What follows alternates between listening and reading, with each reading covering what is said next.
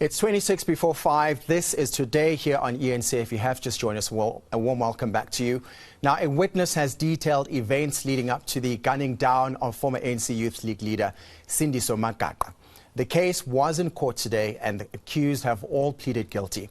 They might now face life in prison. ANC reporter Nqobile Madlala was in court. Let's cross over to her now for details. Nqobile, what happened in court today?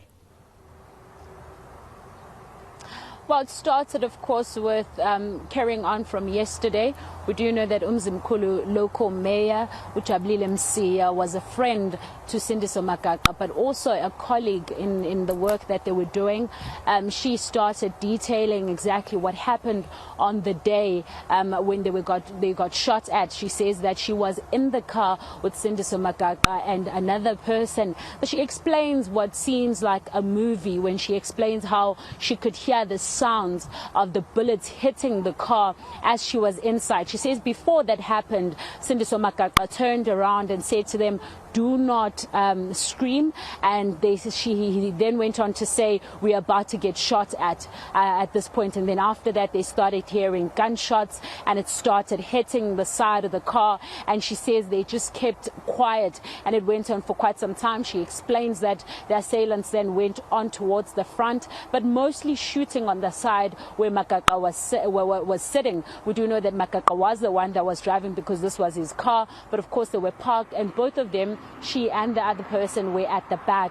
And so there was a great focus towards where Magaka was sitting. And after it had happened, after it was all done, she had to jump out of the car and sort of ask for help. And that's when some of their colleagues that had gone to buy food came, and that's when they were able to explain what was happening, but just trying to make sure that Sindiso Magaka was saved. She herself was shot on her feet, but on her legs, and she says that she opted for Sindiso Magaka to get help first and the other person because she felt that they were more pressed, they needed assistance. And she just details how this has been so difficult for her. In fact, she talks about the emotions that she has gone through from the time when this happened in 2017 to now. She says that time has not even healed her, that things have just continued to come back. She says every time she sees Magaka's family, she gets triggered, but of course it has been very difficult for her. She says she has gone and sought assistance in terms of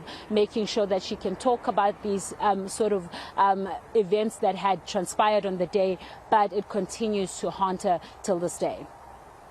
Obviously today's witness broke down, Nqobile. What exactly happened? I mean, can you tell us more?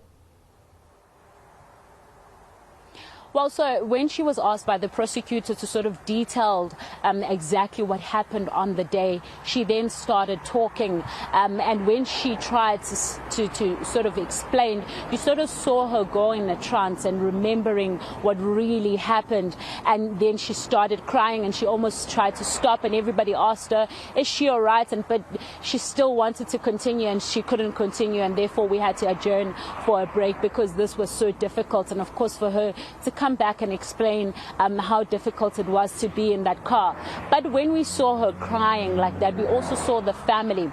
The family was seated just across in court, and as she was crying, you could see them also sort of going in through that emotion with her, the pain that they've gone through. You will remember this case had made a breakthrough in 2018. It is now 2023, and they just want justice for Sindiso Magaka. And the family themselves even spoke to us saying that as she was speaking, as she was detailing everything, there's some parts of what she was saying was actually giving them a bit of closure, that so much was breaking inside them. That was the right words that they said. And they said that it is starting to assist them to go over what was happening. But of course it's not enough. They were asking that there needs to be more support from the ANC that he was representing, from some of the officials that are in KwaZulu-Natal. But they're saying that this is really, really helping them. Even though for this lady, of course, who was a friend, a very close friend to him and also a colleague, it's been very difficult for her for a very long time. Let's listen in as she explains.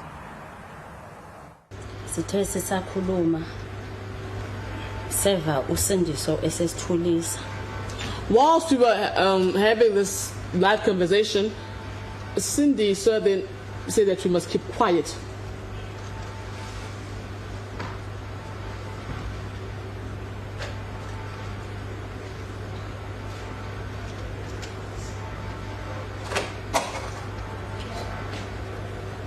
Yes. Wathi ningakhali nithi xwaka siyadutshulwa ngoku. And said we must be silent, not even cry, because we are now being shot at. Asibanga sisayiqeda. Just a second. Give us some time to write as well. Sorry about that.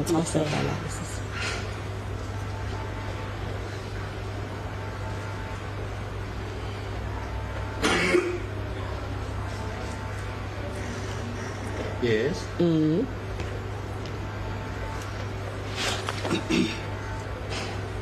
Right. Are you okay? Right. Yes, I'm fine. You sure? Can you take a break if you want? Because it keeps me. Goodness is in tears, my lady. Will you take a shot at your minute? That was Ngobile Madlala reporting live for us, and we'll keep an eye on that story and bring you the latest.